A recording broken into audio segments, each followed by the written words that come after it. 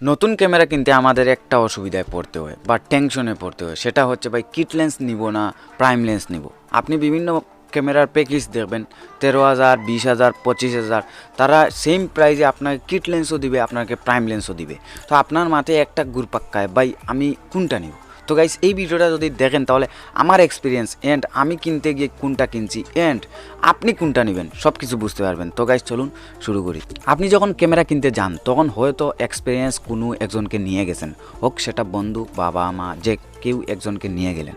সে তখন আপনার এই দোকানে গিয়ে সেও ভাই আপনার হারিয়ে যাবে, কারণ যে দোকানদারগুলো খুব চালাক থাকে অ্যান্ড তাদের মধ্যে আপনি কথা বলতেই পারবেন না, তাকে বোঝাতেই পারবেন না যে ভাই আমি এইটা নিতে চাই।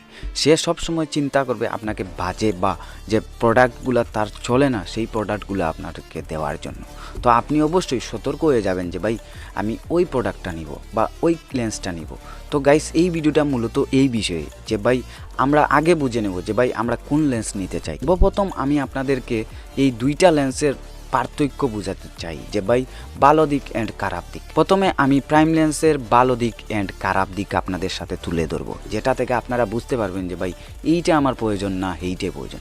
এরপরে আমি আলোচনা করব কিট লেন্সের অ্যান্ড শেষে আমি আলোচনা করব আমার এক্সপিরিয়েন্স, আমি ক্যামেরা কিনতে গিয়ে কোনটা আনছি অ্যান্ড কীরকম সিচুয়েশনও পড়তে হয়েছে অ্যান্ড প্রাইম বা কিট কোনটা আনলাম আর এটা আনার ফলে আমার কি হয়েছিল। তো গাইস সম্পূর্ণ বিষয়টা থাকবে ভিডিওতে, যদি আপনারা ভিডিওটা দেখেন তাহলে বুঝতে পারবেন যে ভাই এরকম ঘটনা আমার সাথেও ঘটতে পারে। প্রথমে আমি শুরু করি প্রাইম লেন্সের খারাপ দিক অ্যান্ড ভালো দিক নিয়ে। দেখেন প্রাইম লেন্সের অনেক খারাপ দিক আছে, সেটা আপনাদেরকে আমি বিস্তার করি। দেখেন যদি আপনি নতুন ক্যামেরা কিনেন অ্যান্ড আপনি নতুন প্রাইম লেন্স আনছেন তখন আপনার ব্লার কিন্তু বেশি দিবে। হয়তো আপনি জানেন প্রাইম লেন্সে ব্লার বেশি হয়, কিট লেন্সে ব্লার হয় না। তো আপনি ব্লারের জন্য আপনার প্রাইম লেন্সটা কিনলেন। দেখেন এবার আপনাদেরকে আমি রিয়েলিটি বলতেছি, আপনি নতুন ক্যামেরা আনছেন, আপনার কিছু শরম থাকবে অ্যান্ড আপনি ফটো তোলা ততটা কিন্তু জানেন না, যেহেতু অন্যজন শিখিয়ে দেখ আমি শিখিয়ে দিই ভাই আপনি ততটা মানে ক্যামেরা চালাতে কমফর্টেবল ফিল করেন না, তখন আপনি প্রাইম লেন্সটা কিনলেন।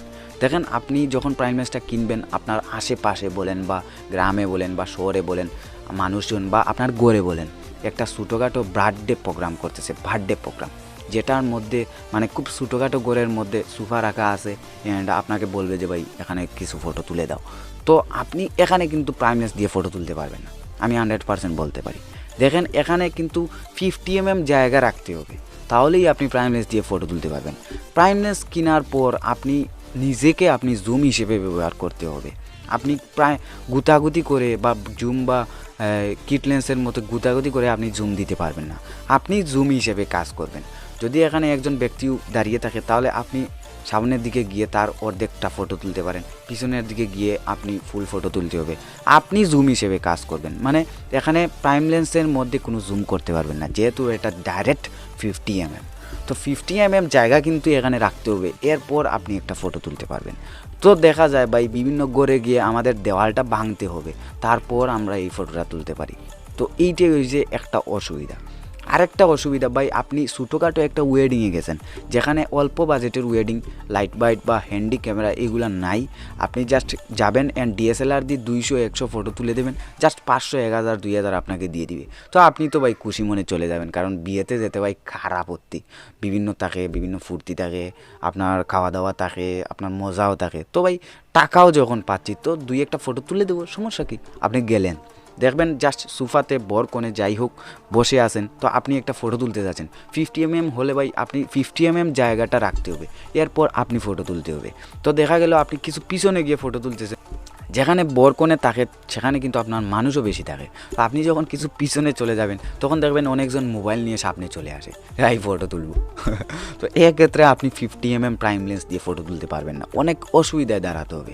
কারণ দেখেন আপনি যেহেতু 50 mm জায়গা এখানে রাখতে হবে, পিছনে যেতে হবে, তখন আপনার বিয়েতে অনেক মানুষ আসে, আপনার সামনাসামনি চলে আসবে, জীবনেও আপনি ফটো তুলতে পারবেন না। এইটা আমার সাথে ঘটেছে। দেখেন আরেকটা অসুবিধা আছে, সেটা হচ্ছে যখন মালাবদল চলে তখন কিন্তু ভাই অনেক মানুষ থাকে, রুমের ভিতরে বলেন বা বাইরে বলেন অনেক মানুষ থাকে। তো মুসলিমের যে বিয়েগুলো হয় এইগুলা কিন্তু রুমের ভিতরে থাকে, তো ভাই অনেক মানুষ, সেখানে আপনি প্রাইম লেন্স দিয়ে ফটো তুলতেই পারবেন না। কাউকে বলবেন যে ভাই আচ্ছা মালাবদলের সময় আমি 2টা ফটো তুলবো, তুমি কিছু দাঁড়াও, ভাই তারা দাঁড়ালো, আপনি কিছু পিছনে যেতে হবে, বিরক্ত হয়ে যায় ভাই। আর যে অনেক মানুষ আছে মোবাইল দিয়ে তুলে নেবে, আপনার কিসের দরকার? তো গাইস এখানে একটা অসুবিধা হয় প্রাইমলেন্সের আরেকটা অসুবিধা, সেটা হচ্ছে আপনি যদি গ্রুপ ফটো তুলতে যান তখন আপনি প্রাইমলেন্স দিয়ে ফটো তুলতে পারবেন না। যাই হোক আউটডোরে আপনি শাটার স্পিড বাড়িয়ে জাস্ট ব্লারটা কমিয়ে দিতে পারবেন, বাট আপনি বিয়েতে পারবেন না। বিয়ে নাই বললাম, দেখেন ছোটোখাটো জন্মদিনের প্রোগ্রাম হতে পারে বা ছোটোখাটো বিয়ের প্রোগ্রাম ঘরের মধ্যে, জাস্ট করোনাকালীন কয়েকটা বিয়ে আমি এইরকম প্রোগ্রাম জাস্ট গিয়েছিলাম। আপনার ছোটোখাটো একটা এই টেবিল বলেন বা সোফা বলেন, 4-5 জন বসে থাকে, জাস্ট আপনি এখানে ফটো তুলতে হবে। এক সমস্যা 50 mm জায়গায় রাখতে হয়, অ্যান্ড আমার এই 4-5 জনকে গ্রুপ ফটো তুলতে হয়। তখন দেখা যায় প্রাইমলেন্স তো ব্লার বেশি দেয় ভাই, আর রাতের বেলায় যদি আমি শাটার স্পিড বাড়িয়ে দিই তাহলে ফটোটা অন্ধকার হয়ে যায়, তার ফলে আমি শাটার স্পিডটা কমাতে হয়, মানে ব্লার হয়ে যায়। আর আরেকটা সমস্যা হচ্ছে যখন আমি বর বা কোণে বলেন তাকে আমি ফোকাস দিই, কারণ আমি নতুন ক্যামেরা ইউজার, আমি ম্যানুয়াল চিনি না, আমি জাস্ট অটো দিয়ে তুলি, তাকে যখন আমি ফোকাস দিই তখন যে বাইরের যে অংশগুলো আছে সবগুলো ব্লার হতে থাকে। তখন দেখা যায় আমি এখানে ফটো তুলতেই পারি না। অনেক চেষ্টা করে আমি কিছু কিছু ফটো তুলতে পারতেছি, সেটাও আপনার পরবর্তীতে কাস্টমারের পছন্দ হয়নি বা ব্লার হয়ে গেছে, এরকম কমপ্লেন এসেছে। তো গাইস এইরকম অসুবিধায় আপনি পড়তে হবে যদি প্রাইম লেন্স কিনেন 50 mm, আপনি জুম করতে পারবেন না। তো গাইস এবার বলি প্রাইম লেন্সের সুবিধা। প্রাইম লেন্সের যেই রকম অসুবিধা আছে সেই রকম সুবিধাও আছে। আপনি আউটডোরে খুবই কালার পাবেন প্রাইম লেন্স দিয়ে, এন্ড আপনি এই অল্প বাজেটের মধ্যে যে লেন্সটা যে কালার আপনাকে দিবে বা যে ব্লারটা আপনাকে দিবে সেটা আপনার জুম লেন্সেও পারবে না, জুম লেন্সেও আপনার এইরকম ফটো দিতে পারবে না। আমি যখন প্রথম আপনার প্রাইম ইউজ করি তখন কিন্তু আমার কাছে অনেক ভালো লেগেছিল, অ্যান্ড এইটা দিয়ে অনেক জায়গায় আমি অনেক সুনামও পাইছি, বা বিভিন্ন পার্কে গিয়ে আমি যখন ফটো তুলি তখন বলে বাহ ফটোটা তো গাইস এবার বুঝতে পারছেন যে ভাই প্রাইম লেন্সের যেমনটা অসুবিধা আছে তেমনটা সুবিধাও আছে। এবার আমি আলোচনা করব কিট লেন্স নিয়ে। কিট লেন্সের সর্বপ্রথম আমি অসুবিধা নিয়ে আলোচনা করব। দেখেন কিট লেন্স আপনার দামও যেহেতু কম আপনার প্রাইম লেন্সেরই মতো, তবে কিট লেন্স দিয়ে আপনি যেরকমই চেষ্টা করেন ব্লার করতে পারবেন না।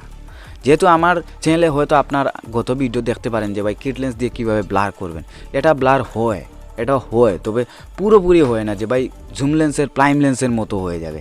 আরেকটা বিষয়, আপনি যখন কিট লেন্স দিয়ে ফুল ফটো তুলেন তখন তো ব্লার দিবে না, আর যখন আপনি কাছাকাছি গিয়ে একটা হাফ ফটো তুলবেন তখন হয়তো কিছু কিছু ব্লার দিবে, বাট হয়ে যায়। মানে গ্রামে যদি আপনি কিনে থাকেন এই লেন্সটা তাহলে এই ব্লারেই হয়ে যায়। তো কিট লেন্সের এইটাই মাত্র অসুবিধা, ভাই ব্লার দেয় না, অ্যান্ড আপনি দূর থেকে ফটো তুললে তো বোঝা যাবে মোবাইলের ফটো, এইটাই হচ্ছে বিষয়। জাস্ট খুব শার্পনেস হবে, মানে খুব ক্লিয়ার হবে, খুব সুন্দর হবে, কিন্তু ব্লারও পাবেন না, আপনার আলাদা কিছু কালার আছে এগুলো আপনি পাবেন না। আর যেহেতু আপনার ক্যামেরাটা পুরনো হবে তখন তো আরও কালার দিবেই না, মানে আস্তে আস্তে কালারটাও ভেঙে যাবে। তো গাইস কিট লেন্সের সুবিধা সম্পর্কে এবার জেনে নেন। দেখেন কিট লেন্সে অনেক সুবিধা আছে, আপনি বলতে গেলে 100%-এর মধ্যে 99% সুবিধা আমি পাইছি কিট লেন্স থেকে। দেখা গেছে আমি একটা ওয়েডিংয়ে গেছি, ছোটোখাটো ওয়েডিং, কারণ আপনি যখন ক্যামেরা কিনেন ভাই তখন আপনাকে অনেকে ওয়েডিংয়ে ইনভাইট করবে, হোক সে টাকা দিয়ে করবেন বা আপনার বন্ধুত্বর খাতিরে আপনি এই ওয়েডিংয়ে যেতে হবে। তখন সেখানে গেলেন অ্যান্ড গিয়ে আপনি 2-1টা ফটো তুলবেন, তখন কিন্তু কিট লেন্সের খুবই প্রাধান্য আছে। সেটা হচ্ছে দেখবেন আপনার এখানে 10 জন 20 জন দাঁড়িয়ে গেল।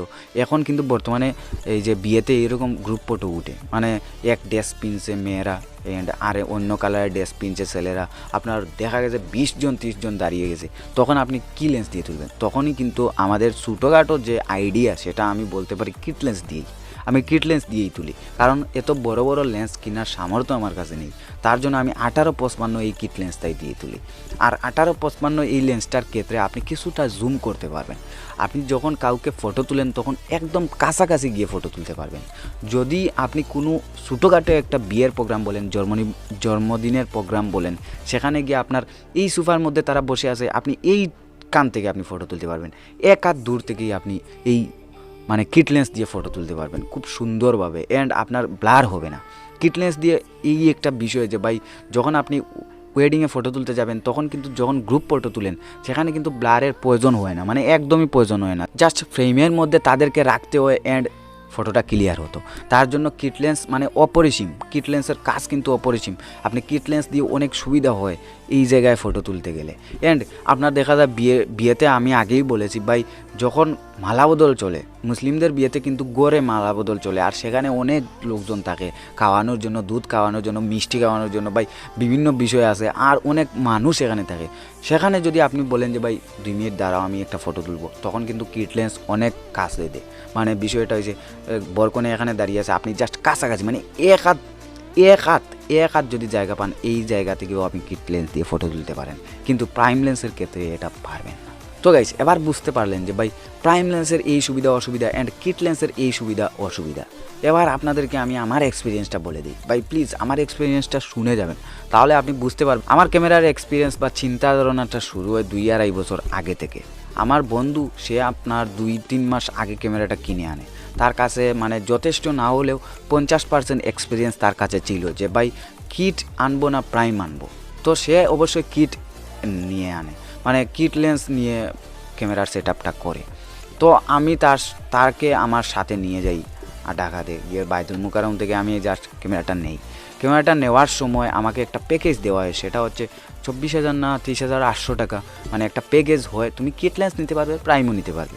তখন আমার বন্ধু বলে যে ভাই আমি তো কিট নিয়ে নিছি, তুই প্রাইম নিয়ে নে, তাহলে আমাদের যখন আমি আউটডোরে ফটো তুলতে যাব তখন প্রাইমটা দিয়ে দিবি, যখন আমি ইনডোরে ফটো তুলে যাব তখন কিট লেন্সটা নিব।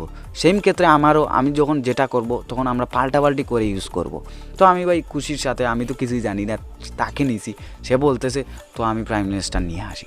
তো ভাই বাড়িতে আস্তে আস্তে রাত হয়ে যায়, আর রাতের দিকে আমি কিছু বুঝলেন তো, মানে প্রথম ক্যামেরা কিনছেন কিছু শখ আলাদা থাকে, আমি কিছু ফটো তুলি, তো দেখা যায় ভাই বালাই, মানে ফটোগুলো খুব সুন্দর আসতেছে, আপনার শার্পনেস ফটো ব্লারও আসতেছে, অনেক বিষয় আছে। তো যখন সকাল হয় তখন আমি আউটডোরে কিছু শ্যুট করি, অ্যান্ড 1-1.5 মাস এরকম চলতে থাকে।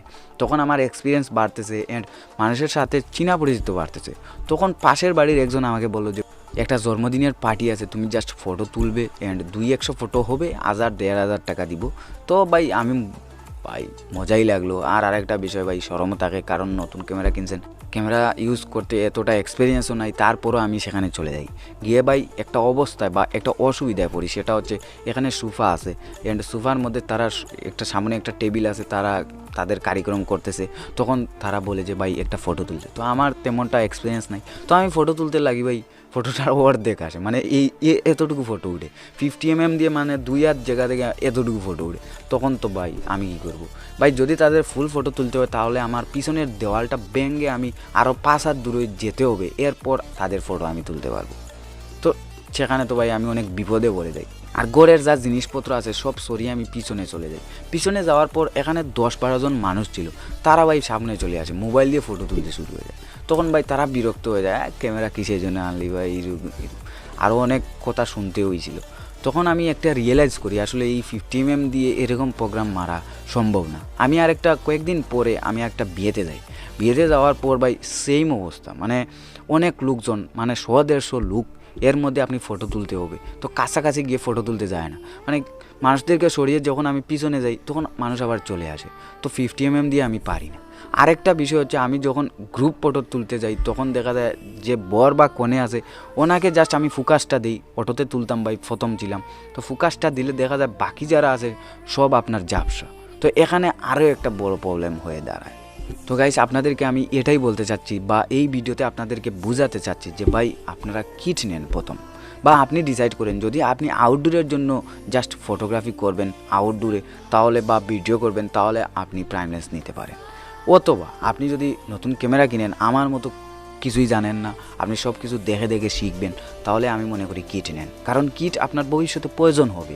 আপনার বিভিন্ন জায়গায় আপনি গ্রুপ ফটো তুলতে হবে, 20-30 জন মানুষকে তুলতে হবে, তখন আপনি প্রাইমেও কাজ দিবে না, জুমেও কাজ দিবে না, দিবে একমাত্র কিট লেন্স, বা আপনার 18 থেকে 200-250 এরকম লেন্সে।